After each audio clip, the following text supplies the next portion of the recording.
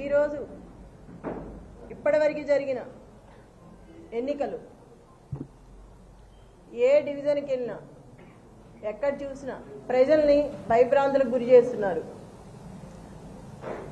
భయాందోళనకు గురయ్యి ప్రజలు కూడా భయపడి బయటికి రావట్లేదు.